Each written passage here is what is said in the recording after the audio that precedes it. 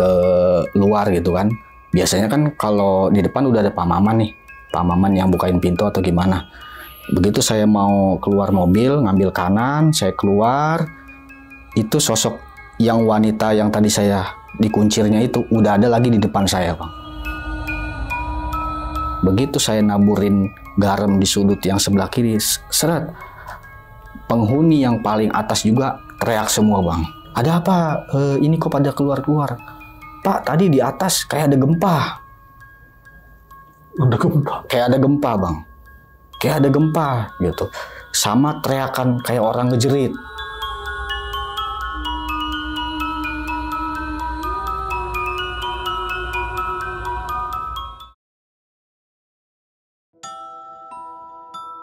Assalamualaikum warahmatullahi wabarakatuh. Balik lagi di channel Kisah Tengah Malam bersama gue Viko Fugara. Seperti biasa nih, malam kali ini gue udah kedatangan narasumber lagi nih yang ingin berbagi kisah horornya ketika beliau itu berada di mes atau di kos-kosan tempat kerjanya dia di daerah Bogor. Ya udah, sebelah gue udah ada Bang Asep. Selamat malam Bang Asep. Selamat malam Bang Viko. Itu tahun berapa Bang Asep di sana? 2021 Bang Viko. 2021 ya? Ya. Itu mes ya tapi ya? Ya mes karena kan saya di situ bekerja sebagai supir. Tuh Bang Viko. Oh jadi itu fasilitas dari kerjaan? Difasilitasi oleh, bukan dari pekerjaan, dari bos saya. Iya dari bos. Iya, dari bos saya. Okay. Nah itu maksudnya kayak kos-kosan elit lah Bang ya? Betul, ya? Betul. Oh, oke, dan yang punya bosnya ini? Bos saya sendiri. Oh, jadi tinggal di situ karena emang kebetulan punya bos ya? Ya, dan saya nyupiri si bos ini sekaligus asistennya lah, asisten. Oke. Nah, tinggal di mes itu berapa lama sih Bang? 4 bulan ya. 4 bulan? 4 bulan. Itu tahun apa? Tahun 2021. 2021. Berarti cuma 4 bulan dan itu udah ada pengalaman horor ya Bang? Betul. Oke. Nah itu, sorry Bang, itu berapa lantai sih Bang? Jadi lantainya itu yang bawah nih saya gambarin dulu ya. Yang bawah itu untuk parkiran, terus lantai kedua itu kamar, dan di lantai ketiga kamar lagi, paling atas itu rooftop. Oke, jadi ada 4 lantai ya Bang? Betul, 4 lantai. Oke. Dan Abang di lantai berapa nih? Saya di bawah, di basement, deket parkiran. Karena kan parkiran itu khusus untuk security sama yang asisten tiap lantai itu housekeepingnya gitu. Berarti yang di lantai paling bawah berarti? Lantai paling bawah, deket gudang, persis deket gudang. Oke. Ya udah nih, tahan dulu nih Bang ceritanya Bang ya. Nah, bagi kalian nih yang penasaran dengan ceritanya Bang Asep, tonton terus sampai habis, jangan skip-skip. Dan bagi kalian, gue mau ngingetin nih, yang pengen bercerita juga atau punya pengalaman horor pribadinya, dan pengen berbagi kisahnya di Kisah Tengah Malam, bisa langsung klik link yang ada di deskripsi di bawah ini. Dan satu lagi gue mau ngingetin, bagi kalian yang udah nonton tapi belum subscribe, klik tombol subscribe sekarang agar kita makin semangat memberikan asupan-asupan horor ke kalian. Ya udah, nggak usah lama-lama lagi, Kisah Tengah Malam dimulai.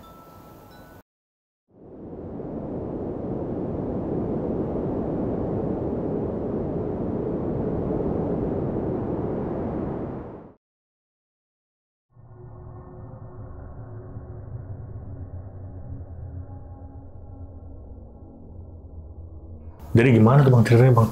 Awal mulanya saya itu kan bekerja sebagai supir Bang di perusahaan outsourcing tapinya. Jadi saya nggak melamar pekerjaan itu di pribadi, bukan. Maksudnya saya melalui outsourcing dulu Bang. Nah di situ saya dapet lah nih pekerjaan Bang dari bidang saya itu di outsourcing itu. Nah saya awalnya itu mendapat pimpinan yang saya itu kerja sama dia untuk nyupirin Bang. Nah itu saya nggak bertahan lama karena bos saya yang pertama ini, perempuan ini, yang ibu ini, mungkin ini menurut saya ya mungkin agak bawel gitu, agak mungkin banyak permintaan lah gitu, hingga membuat saya itu nggak nyaman. Sampai akhirnya saya mengajukan lagi di perusahaan outsourcing saya untuk dapat bos baru nih Bang. Setelah habis dari yang bos pertama ini, saya dapat nih Bang bos yang baru. Itu bos saya itu masih muda. Jadi dia ini nggak mau dipanggil ibu, dipanggil Mbak. Nama aslinya nggak saya kasih tahu, tapi saya panggilnya Mbak Devi gitu ya. Mbak Devi ini profesinya ini pengusaha bang, gitu. Pengusaha ya mebel lah atau properti gitu di bidangnya. Nah dia juga mempunyai pasangan gitu, pasangannya dia tapi bukan dari Indonesia nih bang, jadi di luar Indonesia, Indo gitu. Mungkin suaminya orang luar negeri tapi masih dari Asia ya gitu. Nah disitulah saya awal mulanya bekerja sama Mbak Devi ini bang. Nah awal mula saya bekerja itu kan saya sebagai supir. Nah saya ditugaskan untuk bawa Mbak Devi ini ke tempat pekerjaannya dia, rutinitas dia bekerja seperti apa gitu. Nah akhirnya saya datanglah ke kantornya Mbak Devi. Kantornya ada di daerah Cawang bang, yang perkantoran dekat-dekat situ gitu kan. Nah saya datang, saya temui Mbak Devi, saya kenalan nama saya, terus Mbak Devi juga udah ngelihat riwayat pekerjaan saya atau riwayat hidup saya. Nah dia menanyakan ke saya begini, Bang Asep ini single parent ya? Saya bilang iya Mbak Devi gitu kan. Oh berarti nanti jangan pulang ya kerjanya, nanti saya kasih tempat nih bang sama Mbak Devi ini gitu. Jadi Mas ini kan single parent gitu, nggak punya istri. Nah saya juga jawab, saya juga punya anak Mbak, saya bilang begitu. Anaknya sama siapa sekarang? Sama orang tua saya gitu. Oh, ya udah nanti saya kasih tempat buat kamu, udah anak kamu titip aja di rumah orang tua kamu, nanti saya kasih libur gitu. Nah saya berpikir kan, alhamdulillah saya dapat pekerjaan baru nih, bos yang baik nih, sebelum bos saya yang kemarin itu mungkin agak bawel atau cerewet itu. Nah di hari pertama ya seperti biasa lah bang, saya datang ke kantornya dia, bawa mobilnya dia gitu kan. Nah tempat tinggalnya dia ini di Andara bang. Bos yang ini? Bos yang ini, tempat tinggalnya sendiri dia di Andara. Dia istilahnya punya tempat tinggal sendiri di lokasi Andara ya, di Andara itu. Nah, rutinitas saya ya sebagai supir bang, maksudnya saya nganterin ke rumahnya, terus ke kantor. Nah, di situ di hari kedua atau ketiga itu, saya disuruh sama Mbak Devi ini, kita ngelihat kos-kosannya yuk yang ada di daerah Bogor gitu. Tepatnya kalau nggak salah itu di dekat Dukcapil Kota Bogor bang. Daerah situ, jadi ada lampu merah agak ke sana lagi dikit di situ. Nah kos-kosannya itu yang saya bilang tadi bang dari awal, jadi kosannya elit, jadi bertingkat lah gitu. Awalnya saya belum tahu karena Mbak Devi ini mengajak untuk melihat kosannya dia, usahanya dia mungkin di bidangnya gitu kan. Ya udahlah, di situ saya anterlah Mbak Devi ini. Sampailah saya sore hari bang di kosannya Mbak Devi ini. Saya parkir mobil saya di parkiran tuh di basement itu. Nah mobilnya itu tipe Mercy C-Class yang terbaru warna putih bang. Di situ ya saya sebagai supir ya hanya menunggu aja bang, menunggu, dan saya ngobrol sama pos penjaga atau pos security yang jaga keamanan di kosan itu. Jadi kosan itu lumayan luas bang, jadi gambaran itu mobil itu basementnya itu ya, jadi mobil itu 8, sebelah kanan 4, sebelah sini 4. Nah di ujung sana itu ada mes buat housekeepingnya, ada 2 housekeepingnya gitu, dua-duanya perempuan gitu, dan tinggal di situ. Nah ada juga tempat buat tinggal yang security-nya ya, di pos satpam pas persis depan gerbang gitu lokasinya. Singkat cerita, saya ngobrol-ngobrol sama si security ini, ya kan. Terus saya bilang saya supir barunya Mbak Devi, gitu kan. Nah, terus ya kita ngobrol-ngobrol biasalah sebagai saya teman baru gitu di situ, gitu kan. Nah, setelah Mbak Devi ini ke atas, atau mungkin saya nggak tahu lah dia ngecek atau apa gitu kan. Mbak Devi ini menemui saya bang di bawah. Bang Asep, kamu mau nggak tinggal di sini? Gitu. Jadi Bang Asep itu nggak usah pulang. Karena di sini saya akan lama tinggal di sini juga, karena maksudnya mungkin manajemennya nggak ada atau cuti atau gimana gitu kan, saya nggak paham.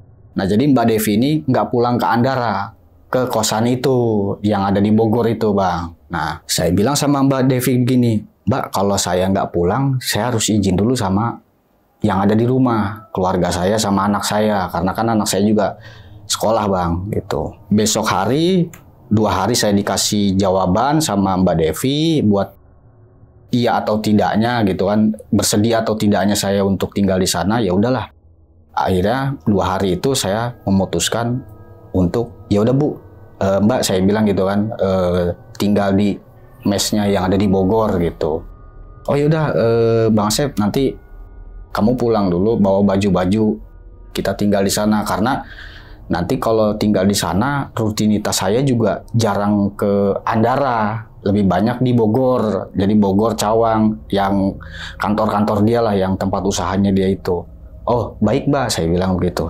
Mulailah saya berkemas dari rumah tuh. Saya bawa mobilnya bos saya ke rumah, saya bawa pakaian saya pamit sama orang tua saya pamit sama anak saya bahwa saya harus tinggal nih di tempat bos saya yang baru, karena kan memang profesional saya harus ngikut dong gitu loh bang. Jadi keluarga saya nanti dulukan dulu lah, di nomor 2 kan, karena kan saya single parent gak punya istri. Nah akhirnya saya tinggal lah di tempat kosan itu. Nah saya itu dikasih ruangan itu dekat gudang. Jadi saya gambarkan gini, begitu dari lokasi jalan, bukan jalan utama ya, maksudnya jalan komplek, dia itu masuk pintu gerbang itu gede bang, harus didorong.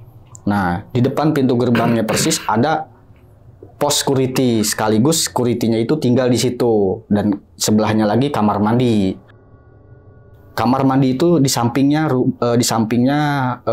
mesnya housekeeping itu. Nah saya berpikir kan, saya tinggal di sebelah mana nih, di pojok sebelah mana, sebelah kanan kah atau sebelah kiri. Nah ternyata bos saya bilang kamu tinggalnya di samping gudang gitu. Nah jadi di samping mesnya si karyawan ini, sebelahnya itu gudang bang, sama panel listrik. Kan kalau kos-kosan gitu kan pasti ada panel listriknya tuh, pocer segala macam. Jadi ngisi pocer, terus listrik, terus sama gudang-gudang tuh tepatnya di situ. Nah, sebelahnya persis baru kamar, pintu. Nah, jadi kamar mandi itu rame-rame sama housekeepingnya. Nah, awalnya saya tinggal di situ di hari pertama. Rutinitas saya ya seperti biasa bang. Saya nganter Mbak Devi ini kerja, terus nganter kemana yang dia suruh gitu ke Mbak Devinya. Nah, malam harinya setelah saya selesai kerja, saya ngobrol lah nih sama security-nya. Terus saya kenalan, terus saya juga udah awal kita ketemu saling membuka diri gitu loh bang gitu. Nah di situ namanya Pak Maman. Nah Pak Maman itu usianya hampir 55, jadi dia tuh tinggal di situ, nyuci di situ gitu kan. Tapi keluarganya di kampung Pak Maman ini. Nah sekaligus dia bersih halaman, kayak nyapu halaman, terus buang sampah, kegiatan dia seperti itu. Nah, saya ngobrol-ngobrol nih sama Pak Maman. Nah, dia bilang, kamu tinggal di sini, Sep? Iya Pak, karena kan saya lebih muda, Pak Maman lebih tua, jadi dia manggil saya Asep aja gitu kan. Iya Pak, gitu. Ya kalau di sini harus banyak hati-hati, sama jangan terlalu banyak kotor. Nah, maksudnya kotornya gimana Pak? Jadi kalau setiap bungkusan makanan apapun harus dipindahin, maksudnya harus diberesin lah, dibuang di tempatnya gitu. Nah saya kan berpikir bang, oh mungkin ini peraturan dari Mbak Devi nih gitu, nggak boleh tempatnya kotor. Nah di samping itu juga Pak Maman ini bilang, kamu kalau habis maghrib jangan pernah ke rooftop, ke ruang setrika gitu, karena ruang setrika juga adanya di atas bang. Jadi khusus setrika sama rooftop lah, sama jemur-jemur gitu. Kalau habis maghrib, kalau bisa kamu jangan ke atas sana, karena kamu ini masih baru di sini. Dan saya nggak ada berpikiran untuk ke arah yang hal-hal yang nyerem atau gimana, enggak. Karena saya berpikir kerja udah gitu kan, lokasinya ada di tengah kota Bogor juga, dekat kantor dinas Dukcapil Kota Bogor gitu kan. Ya saya sih berpikir enjoy lah saya kerja, fasilitasnya ada gitu kan, kamar saya juga ber-AC gitu, terus bersih tempatnya. Nah seminggu pertama saya tinggal itu bang, saya kan sama housekeepingnya ini udah kenal nih, sama Mbak Wiwin, satu lagi Mbak Desi. Nah mungkin kan karena saya butuh alat buat semprotan ski spray tuh bang, yang setrikaan. Kan karena saya kan nyuci baju sendiri bang. Ya istilahnya nggak mungkin saya laundry, sayang daripada saya nge-laundry bayar, lebih baik saya kan nge-laundry. Nah di hari pertama juga saya tuh setrika baju, ceritanya minjem semprotan key spray nih, key spraynya si salah satu housekeeping ada di situ. Nah si housekeepingnya bilang, Bang Asep nanti kalau udah taruh lagi di tempatnya. Iya. Nah setelah saya selesai setrika, ya udah saya taruh di tempatnya. Nah besokan ini bang, malam-malamnya Mbak Wiwin ini WA saya, Bang Asep, kalau minjem tempat semprotan key spray, kalau udah pulangin lagi dong. Nah saya jawab dong istilahnya, saya nggak minjem Mbak, kemarin doang saya minjem. Ini nggak ada di tempat ruang setrikaan, gitu kan. Ya mungkin dipinjam sama Mbak Desi kali, housekeeping satu lagi, nggak mungkin. Dia ada, maksudnya udah tidur, maksudnya udah nggak ada aktivitas kalau malam. Oh yaudah nanti saya tanyain sama Pak Maman. Saya tanyalah sama Pak Maman, Pak minjem key spray-nya Mbak Win nggak? Saya bilang, enggak, saya buat apaan setrika gitu. Saya cuma punya kaos-kaos doang, buat apa saya setrika? Enggak, Mbak Win nih nanyain tempat key spray-nya di mana, dia bilang gitu kan. Nah saya WA lagi, Pak Asep kalau udah taruhnya jangan sembarangan, masa taruh tempat botol key spray di bawah pintu. Sedangkan di situ saya naik juga belum, istilahnya naik ke tempat setrikaan belum, minjem enggak, naik belum. Dan Mbak Win itu langsung bilangnya begitu. Awalnya dia masuk ke ruang setrikaan mau ngambil key spray itu nggak ada gitu. Pada saat dia mau ke bawah, terus WA saya, dia bilang bukan nuduh ya, sebenarnya menanyakan aja gitu. Nanyakan, Bang Asep make nggak? Saya bilang enggak, sampai saya tanyain ke Pak Maman juga nggak make. Nah, si Mbak Win ini naik lagi ke ruang setrikaan, ternyata botol key spray-nya itu udah ada di bawah, Bang. Udah ada di bawah. Padahal dari tadi dia nyari-nyari itu nggak ketemu gitu.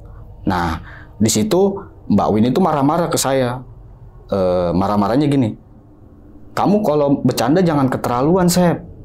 Gitu kan. Nah, akhirnya kan saya diemin lah, ntar aja lah, Mbak Win juga turun. Saya mikirnya kan gitu, Bang. Turunlah Mbak Win. Saya panggil Mbak Win. Mbak maaf, Mbak tadi kok malah nuduh saya ngambil botol key spray-nya. Saya dari tadi Mbak belum ke atas, tanya Pak Maman. Saya bilang, itu kopi saya, ini rokok saya. Lah, tadi saya cari cek tuh tempat botol key spray, nggak ada. Ngapain saya nanyain ke kamu ya, memang itu nggak ada. Terus saya buka pintu lagi, saya cek lagi, ternyata botol key spray-nya ada di bawah. Nah, disitulah saya udah nggak jadi perdebatan, Bang. Kata Pak Maman mungkin sebagai penengah, udah. Sono, udah ngaduin kerjaan lagi, kata Pak Maman begitu. Nah, mulai malam kita belajak malam, saya mulai cerita-cerita yang aneh-aneh nih, Bang, sama Pak Maman ini. Pak, kok di sini kayak gini, Pak, pegawainya? Maksudnya housekeeping-nya kok pada nuduh-nuduh yang nggak jelas? Ya itu, Sep, katanya. Kamu harus kuat-kuat mental di sini. Kesatu ya seperti ini, maksudnya temen housekeepingnya ya namanya perempuan, Bang, agak bawel gitu ya. Kedua ya itu tadi kejadian-kejadian aneh di sini. Nah udahlah, di situ saya juga nggak banyak tanya-tanya, enggak gitulah. Nah, saya tidurlah seminggu, saya tidur di situ sih nggak terjadi hal-hal yang nggak ini, Bang, maksudnya nggak aneh lah gitu. Sampai di minggu kedua itu saya pengen ngeliat nih, Bang, apa sih yang ada di dalam kosan ini gitu kan. Saya pengen tahu, bukan saya tuh kepo atau gimana, karena kan saya juga udah dikasih kunci akses ya, Bang. Aksesnya itu jadi kuncinya bukan pakai kunci kontak itu, bukan, jadi pakai kartu. Jadi yang megang kartu itu udah bisa masuk ke akses manapun, tapi di luar kamar ya, maksudnya hanya sebatas pintu masuk aja. Nah ceritanya saya mau ngeliat dah nih sama Pak Maman, izin dulu dong Pak, saya boleh nggak sih Pak lihat-lihat kamar atau yang di dalam atau yang di atas gimana? Oh ya udah silakan, kan kamu udah dikasih kunci akses sama ibu gitu, sama Mbak Devi gitu kan. Cuman Pak Maman manggilnya ibu. Ya udah sana naik aja. Saya laluin lah, Bang, tangga. Begitu saya mau, jadi kan tangganya itu ada di tengah, Bang, posisinya di tengah yang antara parkiran, tengah-tengah parkiran mobil sama motor. Jadi dipisah nih, nggak boleh satu. Jadi mobil-mobil, motor-motor. Jadi nggak boleh sembarangan tuh penghuni kosnya. Jadi udah punya nomor parkirnya masing-masing, Bang. Bisa-pisahin lah ya. Bisa-pisahin gitu. Nah, ceritanya saya mau naik nih ke atas. Baru pertama kali saya naik, itu Mbak Desi turun ke bawah. Truk masih pakai pakaian dinasnya dia. Dia turun ke bawah, ya saya nyapa dong. Mbak, dia diem aja bang, nggak ngomong apa-apa. Ya karena memang postur tubuhnya Mbak Desi, bajunya juga saya Mbak Desi gitu kan. Saya nyapa, Mbak, ya. Pokoknya dia nggak jawab, cuman ya gitu doang. Saya bukalah pintu akses step. Jadi ruangan pintu pertama saya buka, nah di tengah-tengah itu dapur bang, dapur besi, apa sih namanya, pantry ya, pantry. Nah di lantai kedua itu yang sebelah kanan itu kamarnya ada 4, nah sebelah sini ada 6, jadi di sini 2, di sini 2. Nah di sini jadi lorong gitu loh bang, lorong ke sana ada 4 pintu, di sini 2, sini 2, di sini ada 3, di sini 3, di sini 3. Lanjutlah saya naik ke atas yang ke lantai 3-nya. Saya naik, memang kondisi kosannya itu lampunya cuman lorong-lorongnya aja nih bang yang dinyalain, udah gitu warnanya kuning. Jadi di lorong itu warnanya kuning sama lampu tembok yang di tembok tuh itu doang. Jadi lampu yang di tangga tuh nggak dinyalain. Jadi hanya bias dari lampu yang lorong itu aja sama pantry. Nah saya naiklah ke lantai 3. Begitu saya mau naik berapa tangga lah, 4 apa 5 gitu, Mbak Desi turun lagi. Padahal saya tadi pertama saya lihat Mbak Desi itu ada di tangga pertama. Udah lewat. Saya sampai nengok begini bang. Lah itu Mbak Desi dari mana naiknya? Padahal pintu aksesnya itu hanya dari situ doang bang. Jadi untuk keluar masuk orang atau mindahin barang itu dari pintu itu doang. Nggak ada lagi gitu. Atau pintu darurat tuh nggak ada lagi. Atau lift nggak ada bang. Cuman tangga itu doang, real satu itu doang. Lah Mbak Desi sampai saya nengok. Lah Mbak Desi dari mana? Oh saya berpikir mungkin pada saat saya ke lorong tadi kali ngeliat. Tapi masa iya sih secepat itu gitu kan. Nah di situ juga bang ada CCTV-nya bang. Jadi kita pergerakan apapun bisa terlihat dari CCTV itu. Jadi di lorong itu ada CCTV, di di setiap lorong pintu masuk itu ada CCTV, sama di pantry itu ada CCTV. Nah saya nggak berpikiran, Mbak Desi tadi saya pas lagi ngeliat di lorong gitu kan. Tapi Mbak Desi langsung kucuk-kucuk turun tuh bang. Udah saya naik lagi ke lantai yang 3 nih. Nah di lantai 3 itu sebelah kanan di tengah itu masih dapur juga, karena memang ditempatkan untuk dapur kali ya. Nah di lorong yang pertama sebelah kanan itu lebih banyak bang kamarnya. Kalau nggak salah ada 5 pintu. Ada 5 pintu, di sebelah sini juga ada 5 pintu. Sebelah dia sini 5, sini 5, 10. Jadi 10 nih ada kamar. Nah akhirnya saya naik lagi nih ke rooftop, ke atas. Padahal kan saya tuh ke rooftopnya itu minjem key spray itu, yang awal saya bilang itu kan jangankan minjem, buat ini aja saya nggak tahu naruhnya di mana gitu kan. Nah akhirnya saya lihat lagi nih ke rooftop itu. Nah ternyata di rooftop itu ada taman luas bang. Jadi dikasih karpet sintetis, terus sama bangku-bangku sama tanaman. Nah di sebelah kirinya ini tempat jemur sama tempat gosok. Nah saya berpikirnya begini, ini jangan-jangan yang kemarin Mbak Win nanya semprotan ini kali di sini nih. Padahal saya belum pernah naik namanya ke sana bang. Baru pertama kali itu ya? Baru pertama kali itu gitu. Tapi Mbak Win yang pertama itu udah langsung nuduh. Iya sebenarnya sih bukan nuduh bang, nanya aja gitu. Ini nih, padahal saya belum naik, baru pertama itu, dan saksinya Pak Maman gitu loh, ada di pos itu. Ini kali nih yang bikin gua ribut nih sama Mbak Win nih gitu kan. Sampai saya gini, rese lo, saya gituin tuh. Jatuh tuh bang, dari meja gosokan jatuh ke bawah gitu kan. Udah saya lihat, terus saya ngerokok kan, karena di atas rooftop saya ngerokok lah, duduk dulu ngeliat gitu kan, terus foto-foto dulu. Nah awalnya saya masuk ke ruangan gosokan itu kan, pintu saya buka, lampu saya nyalain bang. Saya pindahlah ke ruangan saya ngerokok, kan nggak boleh saya ngerokok itu di ruangan gosok, nggak boleh, takutnya ada baju anak-anak kos kan bawa asap rokok kan, nggak boleh. Itu padahal lampu saya nyalain bang. Awalnya saya pertama masuk itu lampu saya nyalain, pintu saya buka. Nah begitu saya habis selesai ngerokok, saya balik lagi ke tempat setrikaan ini, itu lampu mati. Lampu yang di dalam. Lampu di tempat gosokan itu mati. Akhirnya saya nyalain lagi. Tek. Atau mungkin saya berpikir, oh ini lupa kali ini saya matiin, tadi mati atau nyalain gitu. Nah saya cek yang tadi botol key spray yang saya tepak gitu, saya saking keselnya. Itu tempat botol key spray udah ada di tempatnya lagi, Bang. Udah di atas lagi? Udah di atas lagi. Nah, di situ saya turun lah. Udah, saya bilang sama Pak Maman, Pak saya tadi ngerokok di atas. Oh iya, kalau ngerokok di atas ya, jangan di ruang yang gosok, karena memang ada tulisannya juga. Nah, saya nanya lagi nih sama Pak Maman, karena kan ada CCTV-nya juga, Bang. Nah, monitornya itu adanya di ruangan Pak Maman. Jadi Pak Maman itu sekaligus dia jaga di situ, ada monitor LCD tuh, Bang, TV-nya tuh digantung, kalau nggak salah 32 in. Jadi kamera 1, kamera 2, kamera 3 tuh kelihatan semua tuh dari monitor. Jadi aktivitas penghuni kos masuk, keluar masuk tuh tahu, Bang, dan dilihat sama monitor yang ada di dalam posnya Pak Maman ini. Nah, saya nanya sama Pak Maman, Pak Maman, ini ada CCTV-nya, bisa diputar ulang nggak, Pak? Bisa, emang ada apaan, Sep? Enggak, saya tadi ngelihat Mbak Desi sama Mbak Win itu ada di atas gitu. Mana ada, Sep, jam segini? Dia mah jam segini paling mojok mainan HP, kata Pak Maman nih gitu kan.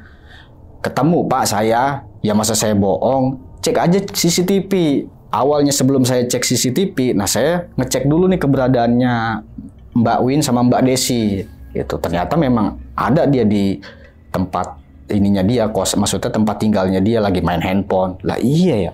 Tapi saya nggak negor Mbak Win sama Mbak Desi ini, nggak, karena kan takutnya kepo apa gimana, Bang. Saya balik lagi lah ke Pak Maman. Pak, tadi saya lihat loh Mbak Desi itu turun dan papasan sama saya. Coba Pak diputar ulang CCTV-nya. Nah saya kan berpikir nggak mungkin saya ngada-ngada, Bang. Kalau CCTV kan memang real bener itu yang terekam gitu kan. Diputer lah nih ulang sama Pak Maman. Itu nggak ada yang lewat atau yang papasan sama saya, itu nggak ada. Kosong. Jadi saya doang yang ada di situ tuh, saya doang sama penghuni kos yang masuk gitu doang. Itu yang terekam, Bang. Disitulah saya mulai, Pak kok kayak gini sih Pak kosannya, Pak? Nah, mulai kan kamu tahu, kata si Pak Maman gitu. Nah disitulah saya udah mulai berhati-hati lagi, Bang. Maksudnya berhati-hati ke satu, takutnya kan ya saya orang baru, Bang, atau kejahatan atau gimana, kan juga ada CCTV gitu kan, dipantau, kita harus hati-hati bener lah ngelakuin aktivitas apa juga. Nah di situ ceritanya ada penghuni kos baru nih, Bang, yang tinggal di lantai atas. Jadi di lantai atas itu mungkin yang paling murah kali, Bang, kosannya, karena kata Pak Maman ini yang atas itu tempat tidurnya single bed, jadi cuma satu. Kalau yang di lantai 2 itu double, jadi boleh suami istri atau pasangan gitu, dan harganya juga lumayan mahal, Bang, gitu, karena kan udah ada AC-nya, udah ada internetnya, terus ada housekeeping-nya juga. Jadi penghuni kos itu keluar kamar tuh pas masuk lagi udah bersih sama housekeeping-nya itu. Nah disitulah saya mulai nanya-nanya perihal kejadian-kejadian aneh lah, sampai ada penghuni baru nih, Bang, yang saya bilang tadi itu. Penghuni baru, dia orang Jepang. Orang Jepang dia. Cuman saya nggak tahu dia profesinya apa ya. Dia itu namanya Ayako. Cewek cakep, Bang, orang Jepang gitu. Dia tinggal di atas. Ya saya sih nggak mau tahu dia pekerjaannya apa gimana, pokoknya dia ngekos aja di situ. Orang Jepang ini awalnya saya udah dikasih tahu nih sama Pak Maman malamnya, nanti bantuin saya ya, Sep, setelah kamu udah nganterin ibu nih, Mbak Devi ini.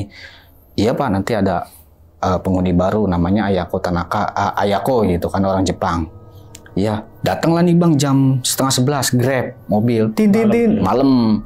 Nah, bener apa yang dibilangin Pak Maman, ternyata ada penghuni baru namanya Ayako, maksudnya orang Jepang itu. Nah, saya turunin lah nih koper-kopernya dia, keperluannya dia, saya turunin dari Grabnya tuh keluar, udah. Nah, saya bantuin nih bawa tas-tasnya si penghuni baru ini, orang Jepang, karena dia nggak bisa bahasa Indonesia, cuman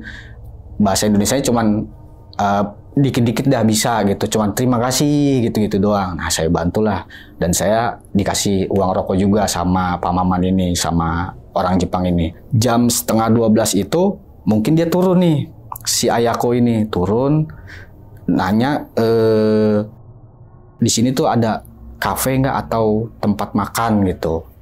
Dengan bahasanya dia yang belepetan bang, iya belepotan gitu. Nah, cuman kan karena saya juga nggak paham, saya bilang online aja, online gitu kan. Ceritanya dia mesen nih online, nggak tahu dia duduk, kan ada tempat duduknya juga tuh di parkiran itu, dia duduk di situ mesen online. Nggak lama dia mesen 10 menit sampai 15 menit dia naik lagi ke atas.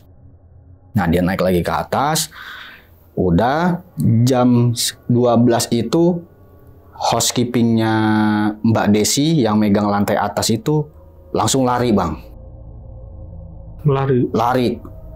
Lari ke atas, dan saya dengar suara larinya dia karena saya kan ngelihat dari pos, lari dia ke atas. Nah si Pak Maman ini nanya, ada apa Des? Gitu, langsung lari aja dia. Nggak ngomong apa-apa awalnya. Set. Nah karena takut kejadian apa-apa, saya sama Pak Maman ngikut nih ngecek. Saya samperin lah ke ruangannya, kamarnya si orang Jepang tersebut bang. Ternyata Mbak Desi itu lagi nenangin si orang Jepang itu bang. Nah saya pintunya sih nggak terlalu ketutup, maksudnya kebuka dikit. Nah saya masuk, ada apa Des? Si Pak Maman bilang, si Ayako ini lagi nangis bang.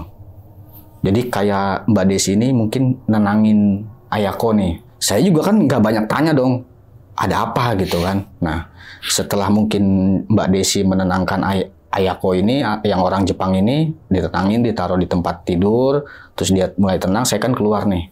Nggak lama saya tanya sama Mbak Desi sama Pak Maman ditanya nih, emang ada apa sih Des? Itu tadi Ayako begitu mau masuk kamar, ada cewek rambutnya dikuncir, makanya dia teriak gitu bang. Jadi si Ayako yang orang Jepang ini begitu dia mau masuk, dia buka pintu, kenapa dia teriak? Dia itu ngelihat ada anak cewek lagi ngebelakangin dia dengan rambut yang dikuncir bang. Makanya si Ayako ini teriak dan manggil melalui telepon yang ada di dinding. Itu makanya Mbak Desi langsung naik ke atas. Nah disitulah saya bilang, wah udah unik ya di sini, saya bilang gitu, kejadian unik ya. Sampai orang Jepang juga ditongolin, saya mikiran nih, padahal orang Jepang loh bang, gitu kan. Apa iya setan Jepang datang kemari gitu kan.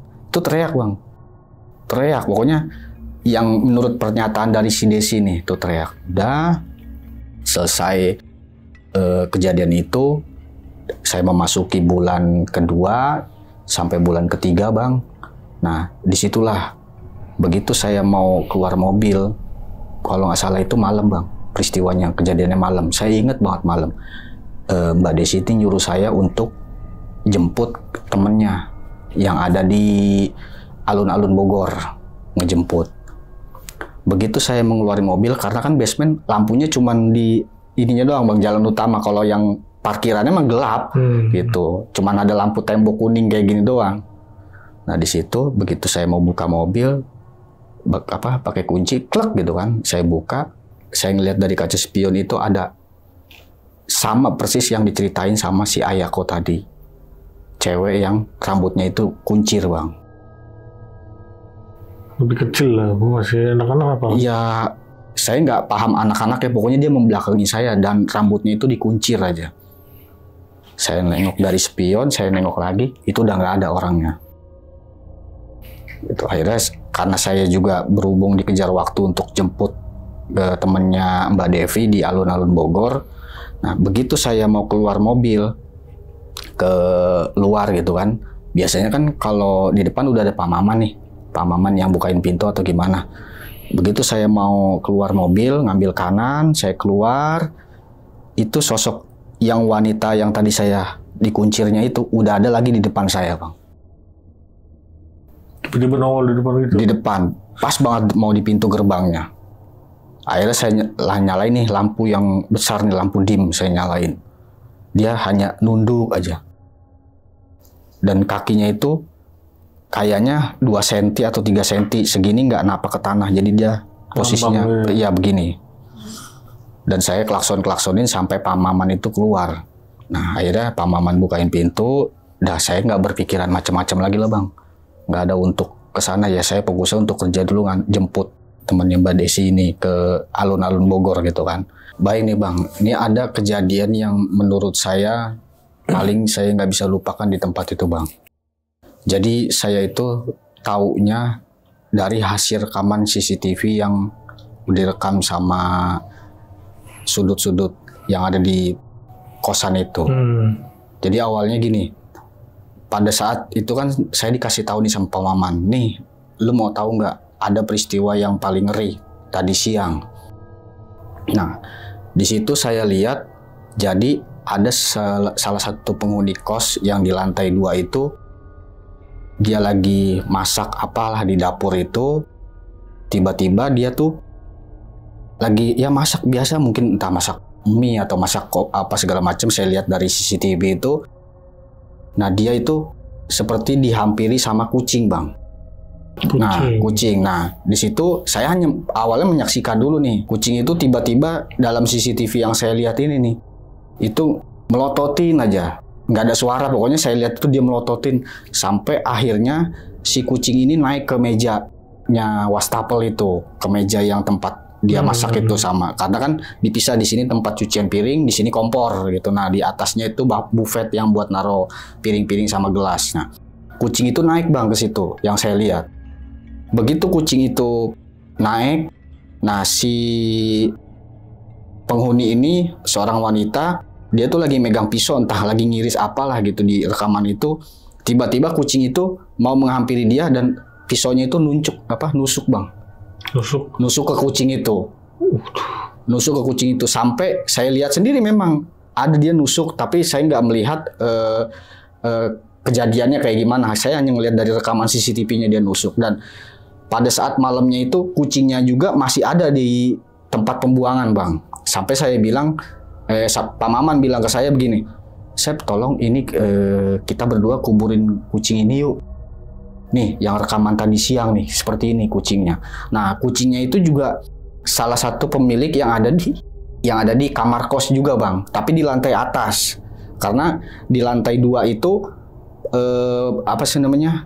elit semua bang, maksudnya ada yang pengusaha, ada yang suami istri, pasangan gitu. Nah di atas itu kayak mahasiswa, terus kayak pekerja sendiri-sendiri gitu. Itu ternyata si kucing ini pemilik yang ada di lantai 3, keluar ya bang. Nah, sampai saya sama Pak Maman ini, kucingnya cakep bang, warna putih gitu, dan ada bekas tusukannya itu, sampai pisaunya pun juga dibuang, kata Pak Maman udah dibuang aja, dan itu udah dilaporkan sama Mbak Devi itu. Nah akhirnya di situ di malam itu juga saya nguburin nih bang kucingnya, karena kan kalau saya buang takutnya besok pagi nggak diangkut sama sampah atau gimana. Kata menurut Pak Maman nih kan, karena Pak Maman yang keseharian di situ bang, kata Pak Maman, yaudah yuk kita lebih baik kuburin aja di belakang yang deket mesin air. Pak Maman bilang begitu kan. Nah akhirnya dengan saya cuman modal sendok semen ya, saya gali itu, saya kubur, terus ya saya tutup lagi, tapi ya saya nggak secara pemakaman lah, biasa aja gitu, karena kan menurut saya ini hewan bang dan nggak ada pikiran macam-macam. Nah di situ juga akhirnya kan si yang nusuk kucingnya ini sampai dipanggil sama Mbak Devi ini, ditanyain kronologisnya gitu. Dan saya tuh nggak tahu ya, maksudnya saya cuma dengar dari Pak Maman nih peristiwanya itu saya saksikan melalui CCTV juga dan diceritakan sama Pak Maman gitu. Nah akhirnya Mbak Devi mungkin dialog sama yang punya kucing, tahu yang nusuk, maksudnya yang pelaku penusukan kucing itu sebenarnya sih saya bilang bukan dia sengaja bang, karena memang dari rekaman CCTV itu si kucing itu mau merekam loncat gitu. Iya loncat gitu, dan dia tuh refleks karena dia tuh megang pisau gitu, tiba-tiba itu nempel pisaunya itu nancep gitu sampai dibuang jatuh gitu. Dan itu saya melihat dari rekaman CCTV bang, bukan dari cerita Pak Maman atau gimana, saya lihat karena ada putaran rekaman CCTV-nya juga. Nah, dan malam harinya juga mungkin di kamar atau di rooftop atau di mana Mbak Devi ini berdialog dengan pemilik kucing sama yang nggak sengaja ngebunuh si kucing ini. Besokannya pagi ini saya nanya nih sama Mbak Devi, Mbak, itu kemarin emang ada yang kucing ditusuk sama penghuni lantai 2 ya? Iya, katanya nggak sengaja. Ya udah, itu udah kamu kubur kan, Bang Asep? Udah Mbak Devi, saya kubur deket mesin air gitu. Oh ya udah gitu. Dan kita kan hanya sebatas menanyakan itu doang Bang gitu. Nah di situ setelah saya pulang, maksudnya dari kantornya Mbak Devi yang ada di Cawang, saya balik lagi, saya cuma sekedar tanya begitu. Nah ada lagi nih Bang, ternyata si pemilik kucing ini di lantai atas kan dia pulang nih, entah dia pekerja atau mahasiswa atau bagaimana, pulang itu dia teriak-teriak juga Bang posisinya, sampai Mbak Desi itu yang housekeeping lantai 3 naik ke atas. Dan teriak-teriaknya itu sampai kedengeran juga melalui by phone Bang. Gitu. Dan setelah Mbak Devi sama saya sama Pak Maman ngecek ke atas, peristiwanya sama yang tadi Bang. Yang kemarin yang si orang Jepang itu alami. Dia itu ketemu sama sosok wanita yang rambutnya itu dikuncir 2. Gitu. Dan bahkan dalam dia melihat sosok wanita itu, dia mau dicekek Bang, makanya dia teriak, ngubungin melalui telepon satelit itu. Di situ mungkin saya bilang sama Pak Maman, Pak mendingan lapor aja sama Mbak Desi. Ini gimana? Kok kejadiannya aneh-aneh seperti ini gitu kan? Udah kamu aja Sep, kamu kan lebih dekat sama bos, kata Pak Maman begitu. Saya bilang, ya saya kan junior Pak, Bapak yang senior di sini, yang tahu keadaan sini kayak gimana gitu. Nah akhirnya pernah suatu hari mungkin kesibukan Mbak Desi nggak ada, terus Pak Maman juga mungkin memberanikan diri untuk menceritakan peristiwa-peristiwa yang ada di situ. Nah disitulah saya tuh tahu Bang. Jadi kejadiannya itu sebelum saya di situ itu tadinya yang penghuni dari lantai paling atas itu dia itu OD, overdosis. Gitu. Karena celetukan dari Pak Maman dan diiyakan oleh pemiliknya Mbak Desi itu. Sampai yang penghuni kamar kos, saya nggak sebutin nomornya berapa ya Bang, itu meninggal di tempat itu. Nah disitulah saya mulai pas Pak Maman sama Mbak Desi ini dialog, terus mungkin Mbak Desi juga punya tafsiran beda gitu kan. Nah disitulah saya mulai bertanya-tanya sama Pak Maman ini. Sebenarnya kejadian-kejadian aneh yang saya lihat, saya ketemu wanita itu apa sih Pak gitu, atau siapa sih, atau penghuni ini gimana, riwayat gedung ini, maksudnya kosan ini. Nah disitulah Pak Maman itu cerita. Jadi sebelumnya itu tuh tanah kosong Bang, yang ada di tempat yang sekarang saya tempatin itu, yang kos-kosan itu tadinya tanah kosong. Nah akhirnya karena mungkin Mbak Desi ini punya uang, dibangunlah kos-kosan itu, dan itu pun baru dibangun di tahun 2006 2007 tuh udah jadi, itu kosan baru gitu. Nah sebelumnya juga itu tadinya rawa dan pernah ada anak kecil yang kecebur di situ gitu. Jadi ya saya nggak mengkait-kaitkan itu dengan yang sebelum kejadian itu ya, karena kan saya hanya beberapa bulan aja di situ. Nah sampai akhirnya Mbak Desi itu menyuruh saya Bang untuk ke Surabaya. Tuh, ayo Sep kita ke Surabaya, ada pekerjaan saya juga di sana. Nah saya kan sebatas supir ya mengiyakan aja gitu, Bu kita berapa hari di Surabaya? Ya mungkin 4 atau 5 hari di sana gitu. Nah, pergilah saya ke Surabaya Bang. Nah di sana ternyata Mbak Desi juga punya properti juga, baru bangun, dalam tahap membangun gitu. Dan Mbak Desi bilang ke saya, nih kalau kamu nanti udah jadi, kamu tinggal di sini, kamu tempatin, udah ajak anak sekolah di situ, karena mungkin kebaikan Mbak Desi dan melihat cara kerja saya yang bagus gitu Bang. Nah di situ Mbak Desi juga nyuruh saya untuk datang ke rumah. Ya saya nggak tahu rumah siapa tuh Bang. Awalnya itu di Surabaya itu ya saya sampai tahu yang dibilang di YouTube itu yang Gang Doli apa segala macam. Saya tuh singgah lah Bang di situ, saya pengen tahu gitu kan. Saya tahu. Nah di situ Mbak Desi ini datanglah ke rumah kayak apa sih ya, yayasan gitu Bang. yayasan banyak orang ngaji, terus banyak anak-anak kecil pada kumpul gitu. Nah di situ Mbak Desi ngobrol-ngobrol. Setelah hampir setengah jam ngobrol-ngobrol, Mbak Desi balik. Nah, dan Mbak Desi itu nyuruh saya besoknya untuk jemput si bapak yang ada di yayasan ini, jemput gitu kan. Nah saya kan ya nggak mau kepo juga bang, ya kita disuruh sama pimpinan. Nah akhirnya saya jemput lah di hari berikutnya. Setelah saya jemput, dia ya bisa dibilang alim ulama lah bang, gitu. Alim ulama, ya mungkin tokoh alim ulama yang ada di tempat itu karena dia punya nama juga gitu kan. Setelah saya ngobrol-ngobrol sama bapak ini gitu kan, nah saya ditanya sama bapak ini, Mas nanti saya disuruh ke Jakarta katanya, mau ngebersihin rumah ke Jakarta Pak. Iya, katanya sih di daerah Bogor katanya gitu. Saya juga belum pernah ke sana. Nah saya kan berpikirnya, oh mungkin ngebersihin rumah yang ini nih, yang kosan yang saya tempatin mesnya itu gitu kan.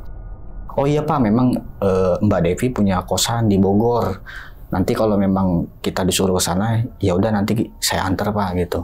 Nah, singkat cerita, dalam perjalanan itu Mbak Desi temulah sama bapak ini yang guru spiritual itu di salah satu kafe yang ada di Surabaya. Setelah dia ngobrol-ngobrol-ngobrol, nah 2 hari lagi sekaligus saya pulang nih sama Mbak Devi sama guru spiritual ini disuruh ke Jakarta gitu. Bogor ya?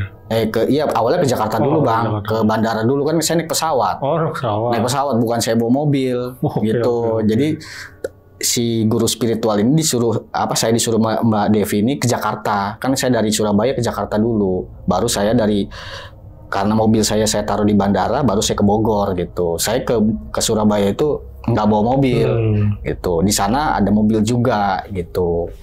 Nah disitulah saya ajak nih si Bapak Ustadz ini ya, hari spiritual ini ke Jakarta.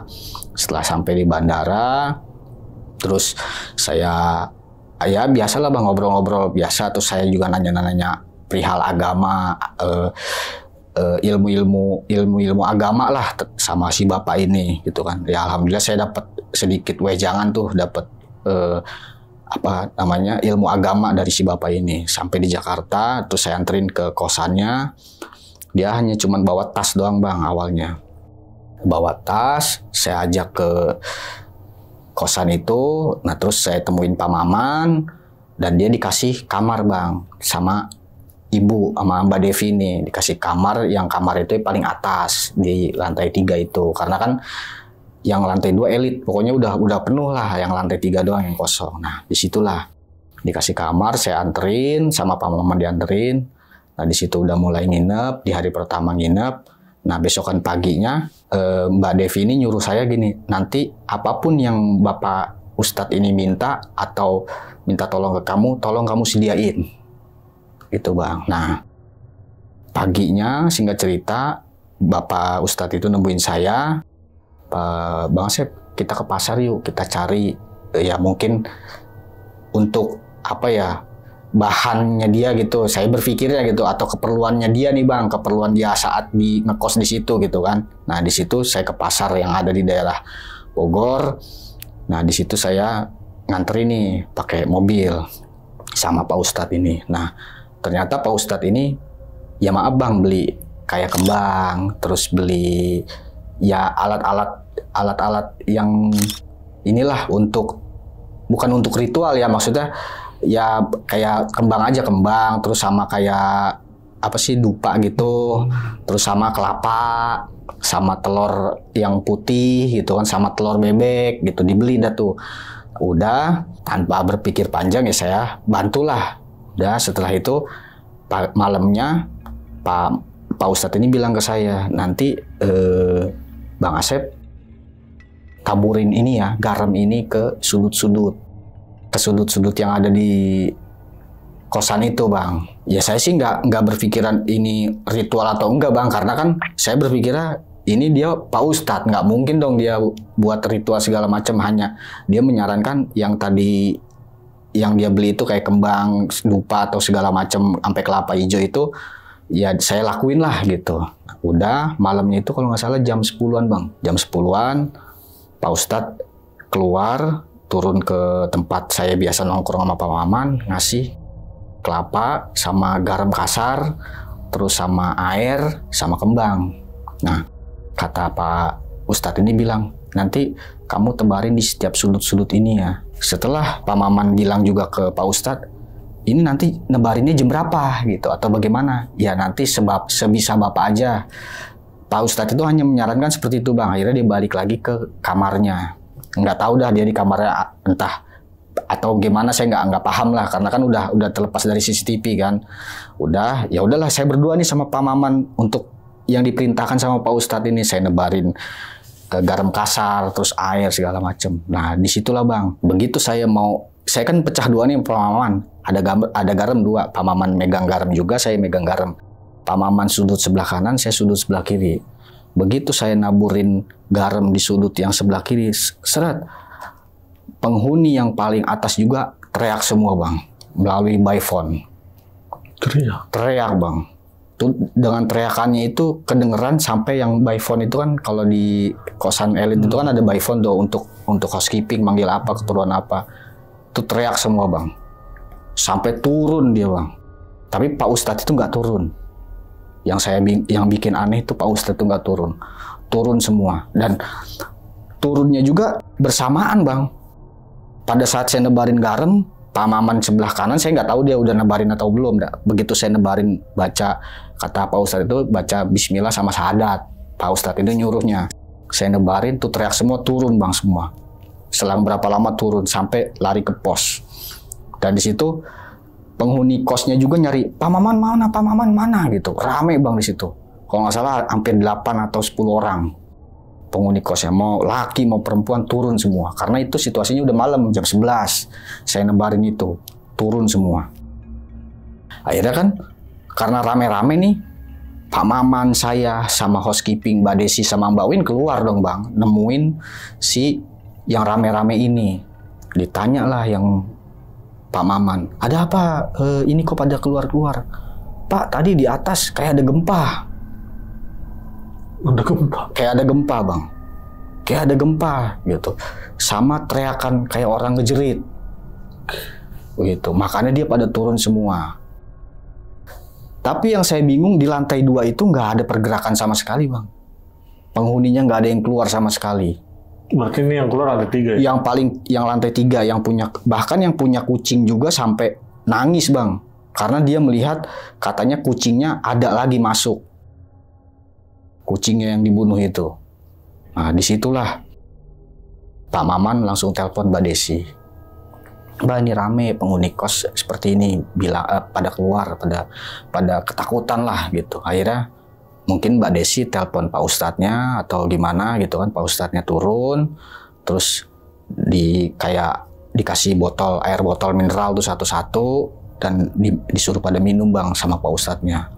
Nah akhirnya di malam itu tuh rame banget bang tadinya bang. Rame tuh, pokoknya di paling atas tuh turun semua. Tapi yang saya bingung di lantai 2 itu nggak ada yang turun. Nah, nggak ada yang turun sama sekali. Nah akhirnya Pak Maman sama saya tuh kan beli air mineral karena disuruh sama Pak Ustadz. Dikasih satu-satu, mungkin dibacain doa sama Pak Ustadz ini, diminumin, disuruh dibawa ke kamarnya masing-masing. Udah mulai tenang nih bang. Dan saya dibilang sama Pak Ustadz itu, udah kamu tebarin lagi aja. Kamu baru sampai mana tebarin? Baru sampai sudut sebelah kiri Pak Ustadz. Nah Pak Maman baru sudut sebelah kanan. Ya udah ditebarin semua. Begitu saya mau mendebarin lagi di sudut yang deket mesin air itu bang, yang deket gudang itu. Begitu saya tebarin, baru saya tebarin begini. Itu mobil bunyi bang, sirine mobil. Wing gitu. Saya makin bingung lagi, sedangkan kunci mobil saya nggak pegang. Dan pemilik mobilnya juga yang punya itu orang lantai 2 semua. Orang lantai 3 motor.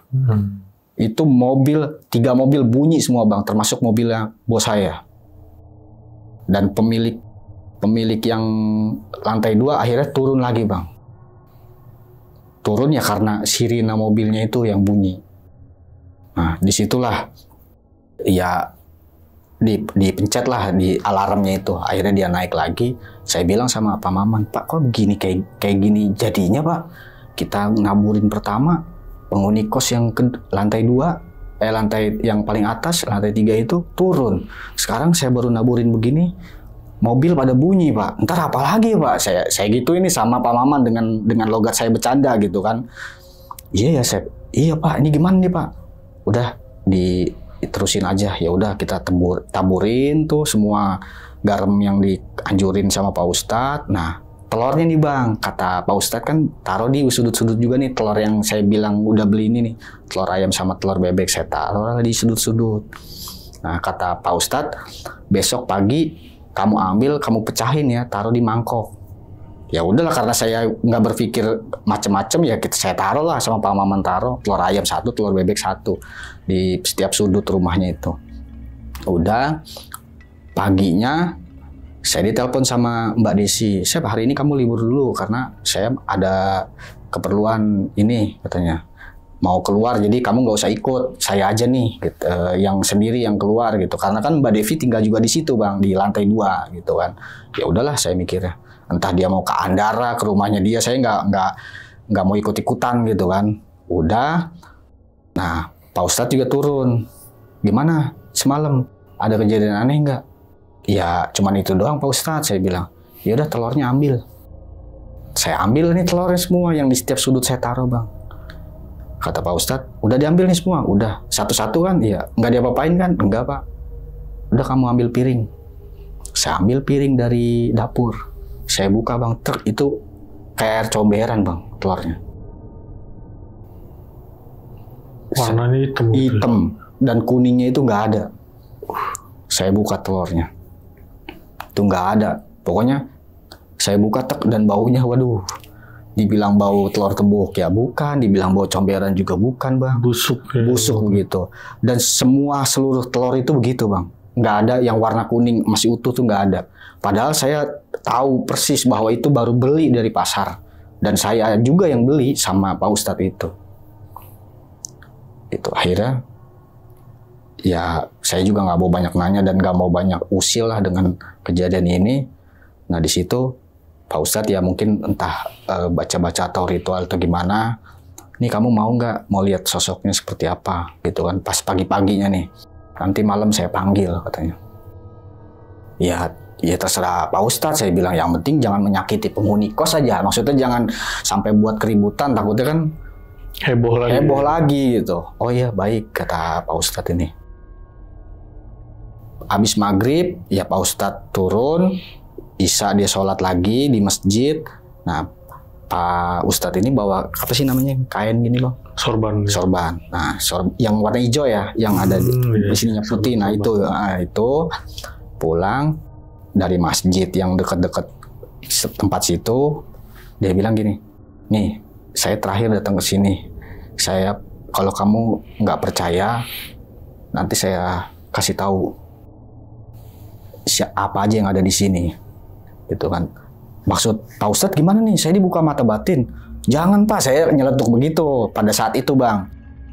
Jangan Pak, nggak begitu. Sini nanti ya jam 10-an ya udah kita makan terus ngopi ngobrol-ngobrol sambil Pak Ustadz juga ceramah agama gitu kan, saya diajarin agama sama ngobrol sama Pak Maman, ketawa-tawa bercanda. Nah, tepat jam 11 nih Bang, nih kayaknya udah mulai nih katanya. Pak Ustadz bilang begini, dia pakai sorbannya tapi masih pakai sarung ya, Pak, sarung baju koko, dia cuman baca-baca ayat apa gitu, itu sarung dilempar Bang. Dilempar doang sarungnya. Sorbannya itu yang warna hijau itu. Awalnya jatuh sarungnya. Jatuh kayak ya di bawah lah biasa. Selang berapa menit dia habis doa baca-baca gini, itu sorbannya naik Bang. Naik sorbannya. Naik sendiri padahal bawahnya cor loh. Di situ saya sebingung-bingungnya sama Pak Maman. Naik setingginya ya 150-an lah tingginya situ.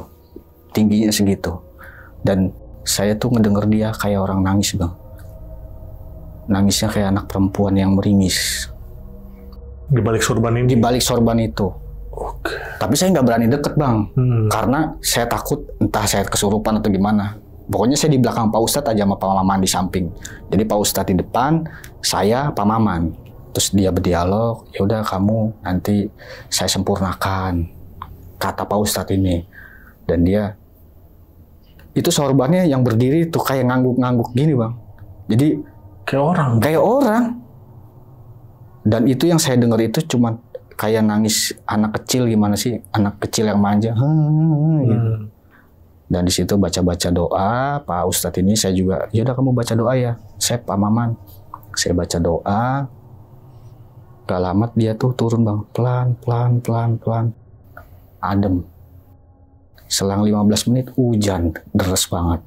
Besokannya pulang, ya alhamdulillahnya pas Pak Ustadz pulang 2 atau 3 hari, udah nggak ada kejadian-kejadian aneh lagi tuh bang. Di kosan saya itu. Udah aman. Udah aman. Nah, saya juga akhirnya kan karena saya 4 bulan nggak pulang-pulang ke rumah gitu kan, saya bilang sama Mbak Devi, Mbak, saya pulang dulu ke rumah. Kalau memang nanti Mbak butuh saya, tinggal telepon saya aja. Oh iya Bang Asep, soalnya saya juga masih ada pekerjaan di Surabaya.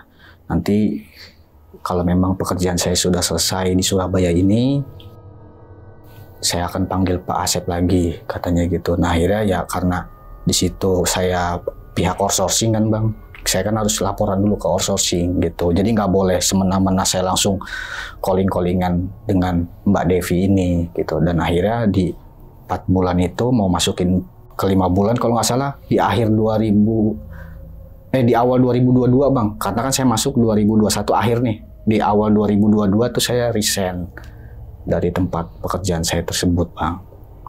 Jadi itu pengalaman yang saya nggak bisa lupain lah pada saat saya ngemes. Berarti pas sudah didatangin Pak Ustadz nih ya, udah aman semua ya? Ya alhamdulillah sih Bang gitu, aman. Nah itu berarti sosok si yang sering dilihat sama penghuni situ, yang cewek Bang? Yang cewek. Itu kayak anak kecil berarti apa? Mungkin remaja kali. Remaja ya? Remaja Bang. Tuh, dengan ya saya lihat sendiri dia rambutnya dikuncir. Tapi dia ngebelakangin? Awalnya ngebelakangin sampai dia tuh ngedepanin yang pas di pintu gerbang itu, dia papasan sama saya, tapi dengan wajahnya dia menunduk gitu. Dan kakinya dia agak jauh dari tanah itu. Tapi kayak wujudnya kayak manusia aja biasa. Manusia gitu. biasa. Nggak, maksudnya nggak serem. Iya gitu. enggak. Dan pakai bajunya juga ya hanya putih gitu aja Bang. Kayak rok, baju atasan terus di bawahnya rok gitu. Kayak daster panjang gitu. Iya. Tapi nggak panjang-panjang banget sih, orang sampai kakinya sini kelihatan, dengkulnya itu kelihatan gitu. Oke. Dan kemungkinan besar itu bisa dikaitkan sama yang kejadian Tempo dulu ya. Betul Bang, apa yang diceritakan sama Pak Maman ini bahwa yang dulu ada yang apa nyebur kecemplung itu, tenggelam itu. Kemungkinan besar. Mungkin seperti itu Bang. Oke, tapi dari Pak Ustadz ini ngasih tahu nggak sih si wanita ini dari mana asalnya, apa dari mana gitu? Enggak sih, karena kan yang saya dengar nih dari Pak Ustadz dia bilang itu ya dia akan menyempurnakan, dan saya nggak tahu apa yang menyempurnakan itu apa maksudnya gitu Bang. Nanti saya sempurnakan kamu, karena pada saat kejadian sorbannya Pak Ustadz yang warna hijau itu naik ke atas, ya saya udah di antara mau lari dan gak lari, karena di sebelah saya juga kan udah ada Pak Maman, udah ada Pak Ustadz juga gitu Bang. Oke. Nah pas tadi lagi berarti kan lagi dibersihin lah ya. Iya. Itu banyak juga yang nyaksiin apa cuman bertiga doang? Saya aja bertiga. Bertiga aja, Pak Maman tadi. Pak Maman itu, karena kan housekeepingnya Mbak Desi sama Mbak Win ini udah pada tidur Bang, karena pagi itu kan dia udah beres-beres kamar gitu kan. Oke. Nah tadi kan juga yang sempet ngelempar pas lagi ngebuang ini ya garam. Garam betul Bang. Itu kan yang lantai 3 pada turun ya Bang. Pada turun. Katanya kejadian ada gempa. Iya betul. Dan ada yang teriak. Betul. Nah itu yang teriak itu dari mana suaranya? Itu semua yang teriak Bang. Maksudnya? Semua penghuni teriak semua. Oh bukan ini ya, bukan dari suara lain ya? Bukan. Jadi teriakan itu yang menurut penghuni nih yang saya dengar sama dia tuh ngadu gitu ke saya dan Pak Maman itu awalnya disertai gempa dulu Bang. Terus dia tuh denger teriak, nah makanya dia refleks pada teriak semua. Pada teriak semua. Oke. Oh, tapi awal teriakannya bukan dari penghuni ya? Bukan. Jadi di pertama itu digempa dulu, kayak ada guncangan sampai dia berpikir kan mungkin entah gempa atau gimana gitu.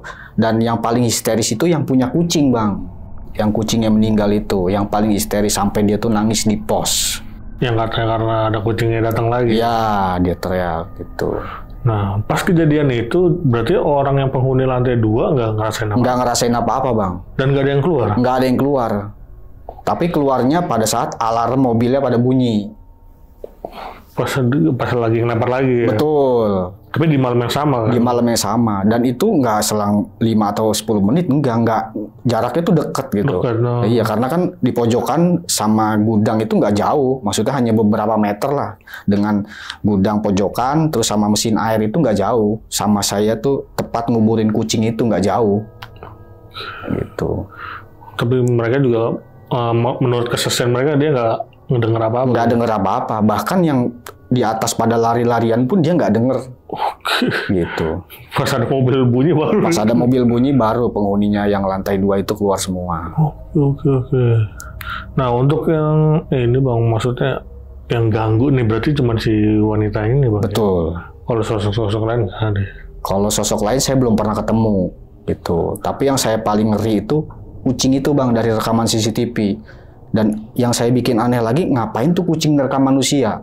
Langsung loncat gitu dia? Langsung loncat, karena memang saya ngeliat sendiri dari rekamannya. Dan nggak ada suaranya, maksudnya dia begitu, entah si wanita ini lagi motong-motong apa, si kucing ini loncat. Nemplok itu kaget. Iya, mungkin refleks atau gimana. Lagi begini, lagi megang pisau, ya, mungkin dia begini. Mungkin dia refleks atau gimana, bener-bener. tuncep lah gitu. Oke. Nah tadi kan di kosan ini, ibaratnya sudut-sudutnya banyak CCTV ya Bang? Betul. Nah, pas kejadian tadi tuh yang lempar sorban itu kerekam CCTV nggak sih, Bang? Kalau di parkiran kan nggak ada CCTV, Bang. Oh, karena CCTV itu hanya di pas keluar gerbang aja. Ya, jadi keluar gerbang itu ada CCTV 2, kanan sama kiri. Kalau di lorong parkiran mobil sama motor nggak ada CCTV, Bang, karena kan dijaga sama Pak Maman gitu. Oke. Oh, berarti pas ini nggak kerekam berarti. Ya, itu dia, Bang. Waduh. Tapi saya kerekamnya juga banyak rekaman-rekaman yang diputar sama Pak Maman itu ya sosok anak kecil itu, maksudnya anak gadis itu yang kunciran itu. Bahkan dia masuk ke salah satu kamar dari rekaman itu, Bang. Pernah saya lihat. Kelihatan itu? Kelihatan. Oke.